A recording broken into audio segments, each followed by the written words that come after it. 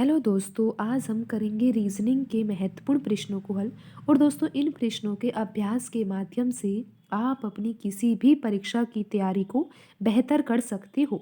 आइए दोस्तों, हम करते हैं आज का पहला प्रश्न। दोस्तों, यहाँ पर प्रश्न संख्या 1 में लिखा हुआ है 12 हैज। दोस्तों, ये हैज का चिन्ह है। और 15 बराबर क्या प्राप्त हो रहा है दोस्तों? 9। 18 और फिर ये हैज का चिन्ह है 12 और आंसर हमें क्या प्राप्त हो रहा है? 12। तो दोस्तों, हमें यहाँ पर ये पता लगाना है कि 17 और हैज वही चिन्ह है जो यहाँ पर बाकी दोनों समीकरणों में दे रखा है और 18 लिखा हुआ है यहाँ पे।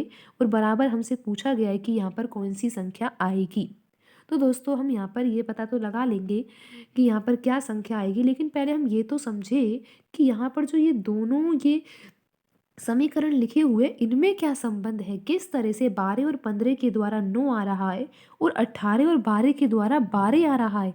दोस्तों, अगर हमें यहाँ पर ये समझ में आ जाता है कि 12 और यहाँ पे हैज का चिन्ह है और 15 में अगर कुछ ऐसा संबंध लगाया जाए जिससे 9 आंसर आ जाए, तो दोस्तों हमें यहाँ पर ये सोचना है कि 12 और 15 के द्वारा किस तरह से 9 आ सकता है। तो दोस्तों, क्या आप सोच पा रहे हो? दोस्तों, पहले आपको इस सवाल को स्वयं करना चाहिए, उसके बाद ही आप इस वीडियो को देखें। क्योंकि दोस्तों, आपका पैटर्न अलग हो सकता है और हमारा पैटर्न यहाँ पर अलग हो सकता है। तो दोस्तों, आप अपने पैटर्न से इस सवाल को हल कीजिए और फिर उसके बाद हमारे पैटर्न को भी देखिए।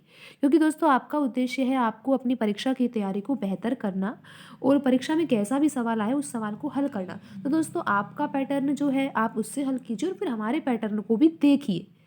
क्योंकि दोस्तों, सवाल तो आपको पता ही है, एक एक पैटर्न से क्या कई पैटर्नों से सवाल हो सकता है।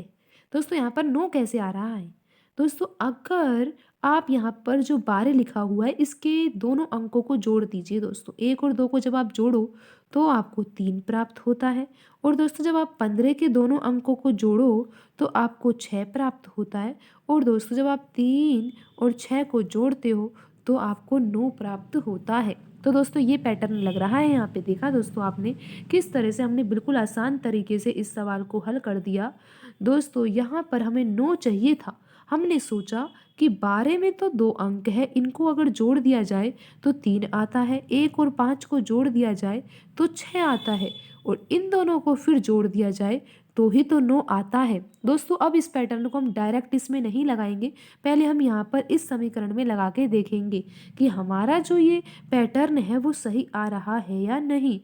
क्या पता नहीं भी आ रहा हो दोस्तों, फिर हम और तरीके से सोचेंगे। दोस्तों, यहाँ पर इन दोनों अंकों को जोड़ने पर 1 और 8 को जोड़ने पर 9 आ रहा है और यहाँ पर 12 में जो 2 अंक है 1 और 2 इनको जोड़ने पर 3 आ रहा है।